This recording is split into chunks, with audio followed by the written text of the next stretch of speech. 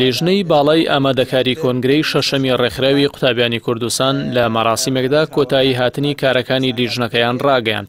لەو مەراسیمەدا کە بە ئامادەبوونی بەرپرسانی باڵای کۆمەڵ و ڕێکخراوی قوتابیانی کوردستان بەڕێوەچوو، خەڵاتی ڕێزلێنان بە سەر و کەس و دام و دەستگایانەدا دابەشکرا کە بۆ سەرخستنی کۆنگرە هاوکاری لیژنەکەیان کردووە. سەرۆکی لیژنەی باڵای ئامادەکاری کۆنگرەی شەشەمی ڕێکخراوی قوتابیانی کوردستان دەڵێت هیوادارین بەرەنجامەکانی کۆنگرە ببێت بە هۆکاری بەرەو پێشچوونی زیاتری ڕێکخراوەکەیان.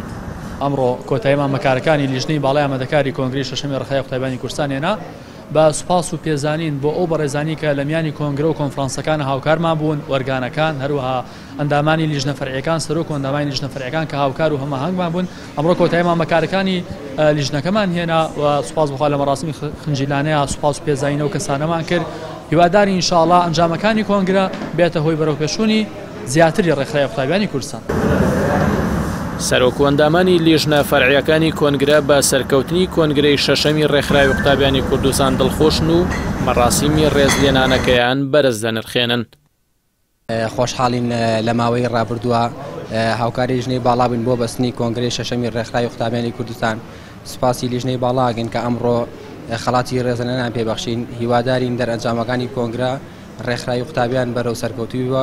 دیارەکە ڕێکخراوی قوتابیان هەم خۆشی و هەم ئەو قوتابیە بەڕێزانە و هەم ئەو لیژنە پڕشکۆ جوانەی کە لە ناویا هەن و ئامادەسازیان بۆ کردو هەمویان گەوهرێکی زۆر مەزنن کە لەم ڕۆژە و لەم ئەسڵی قەیرانی پەروەردەیە بوونیان هەیە لەم ڕۆژەیە. ئێمە زۆر خۆشحاڵ بووین کە بەناسین ببینین بەکارکردنیان بەوەی کە ئەو هەڵوێستە جوانانی ئەو لیژنەیەمان بینی ئەومان و بوونەمان بینی خۆمان بە خۆشحاڵ زانی کە ئێمەش بەشێک بین لەو لیژنەیە هاوکارێکی بچووکیان بکەین هەتاوەکو کۆنگرەیەکی سەرکەوتویان بەنسیب ببێت ئینشاءڵڵا کەواش بوو.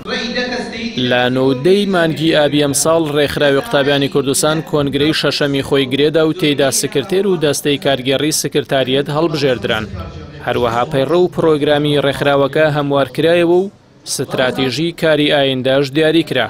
لە ئێستاشدا حەسەن عومەر کە متمانەی ئەندامانی کۆنگرەی بەدەستێنا وەک سکرتێری ڕێکخراوی قوتابیانی کوردستان دەست بەکار بوو.